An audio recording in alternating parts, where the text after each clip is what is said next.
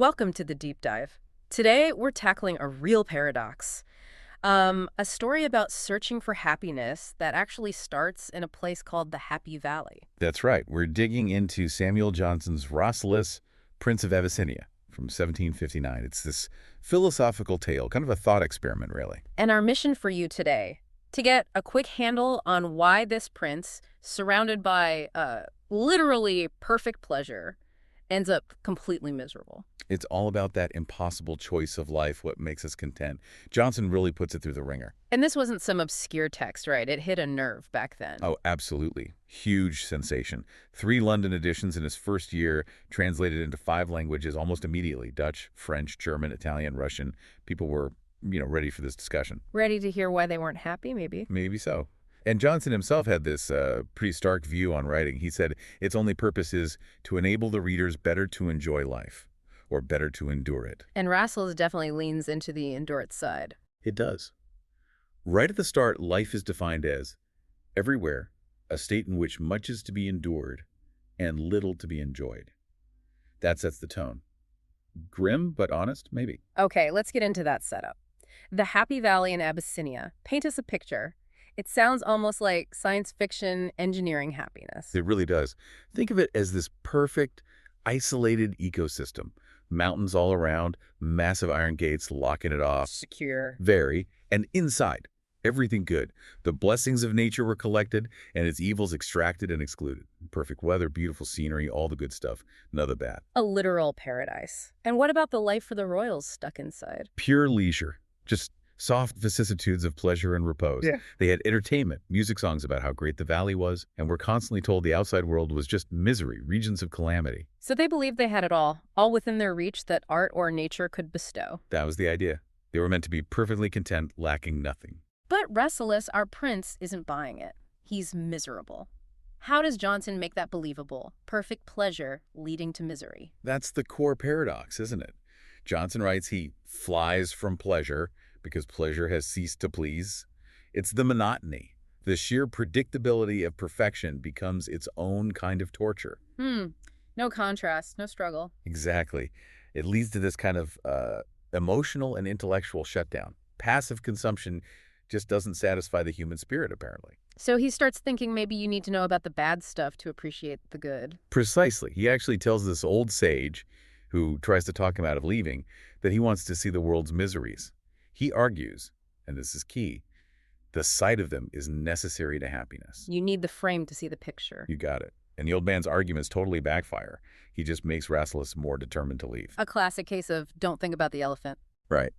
And Rasselas has this moment of panic, realizing he's wasted, a quarter of his expected active life just thinking, just mused away his time in pointless deliberation inside the valley. So the confinement isn't just physical, it's mental. It causes paralysis. That's the critical link Johnson makes. Yeah. Inaction, bred by this perfect safety, is its own form of misery. Okay, so he needs to act. He needs to escape. First attempt.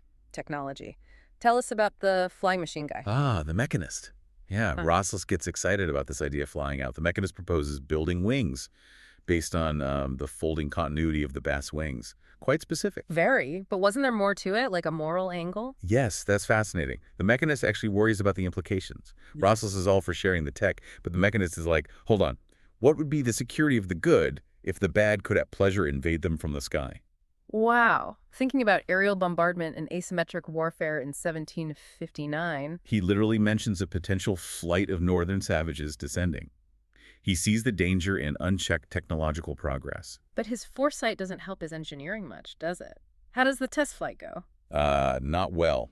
After a whole year of work, he finishes the wings, climbs up, leaps off. Yeah. In an instant, dropped into the lake. Splash. End of experiment. So much for technological salvation. So the grand escape isn't grand at all. Nope. It's almost comical. They end up finding a hidden way out by watching rabbits, conies, the book calls them, squeezing through a small opening under the rock face. They dig it wider and just sneak out. Low-tech and effective. Where did they end up? Cairo. And it's a total sensory overload for Rasselas. the noise, the crowds. Yeah. At first, he's actually kind of thrilled. He sees all this activity, the gaiety and kindness, and thinks, okay, this is where the happiness is. He thinks he's found it in the hustle and bustle. Yeah, he's easily fooled by the surface. He assumes everyone must be happy because they seem so busy and engaged. But Imlac, his mentor figure, the philosopher-poet who escapes with him, he sees through it, right? Oh, yeah. Imlac bursts that bubble pretty quickly. He tells Rasselas the gaiety is mostly counterfeit. Counterfeit? How so? People are only happy in crowds because they dread the moment when solitude should deliver him to the tyranny of reflection. Ah, so it's just another way to avoid thinking. Like the Happy Valley, but with noise instead of perfect quiet. Exactly the same problem, different scenery. They're running from themselves, using social distraction instead of engineered pleasure. So the perfect valley failed. The busy city is fake. What's next? They need a path, a role, the choice of life everyone talks about. Right. They decide to get methodical. Let's actually investigate different ways people live. Rasselas says, okay, I'll check out life at the top court life, power. And his sister Nekayah. She decides to look into private life, family, the everyday domestic world. See if happiness hides there. So Rasselas at court. What's the verdict on power? Bleak. He finds it's just constant plots and treachery. Rulers are hated, always watching their backs. The actual pleasure of command, he realizes, is rare, unstable, and only for the lot of one. Not a reliable source of general happiness. Not very appealing.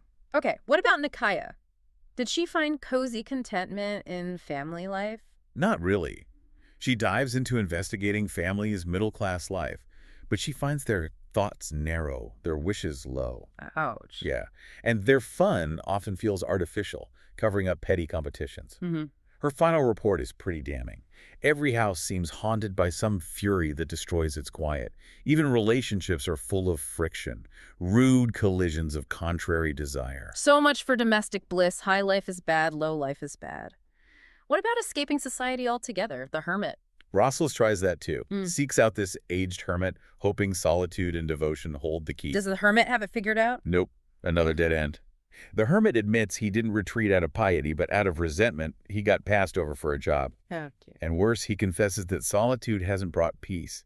His mind is just filled with vanities of imagination, the same kind of mental noise Rasselas had in the valley. If solitude doesn't quiet the mind, it just gives the fantasies more room. That's the implication. The hermit actually decides to go back to Cairo. His conclusion is stark. The life of a solitary man will be certainly miserable, but not certainly devout. Wow. Okay, if society fails and solitude fails, what's left? Philosophy. Abstract wisdom. That's the last stop. Rasselas visits a philosopher who claims the secret is simple. Live according to nature. Follow the universal law engraven by destiny. Sounds profound. Or maybe vague. Extremely vague. The conversation goes nowhere fast. Rasselas says this is one of the sages whom he should understand less as he heard him longer. The philosopher just declares victory and leaves. So, another bust. Johnson seems pretty skeptical of easy philosophical formulas. Very skeptical of untested ideals. Yeah. He shows how quickly these grand systems fall apart when you actually try to live by them. Okay, so the direct search for a happy lifestyle is a total failure. Where do they turn now? I remember something about the pyramids. Yes.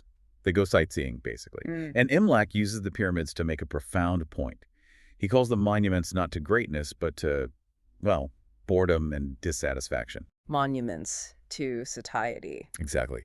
He says they were built because of that hunger of imagination which preys incessantly upon life. When you have everything, like an all-powerful king, you get bored. The satiety of dominion and tastelessness of pleasures becomes unbearable. So you build a giant, useless triangle in the desert just to have something to do, to fill the void. Well, that's Imlac's interpretation. It's a monument of the insufficiency of human enjoyments, a physical manifestation of having too much time and power and not enough real purpose. It perfectly connects back to the Happy Valley problem. Having everything isn't enough. It might even be the problem. Right. And that theme, the mind turning inward when it lacks external purpose, leads directly to their next encounter. The astronomer. The one who's lost it a bit. Just a bit. They meet this incredibly learned astronomer who genuinely believes he controls the weather, the seasons, the rain. Whoa. Yeah. And Imlac uses this poor man as a cautionary tale.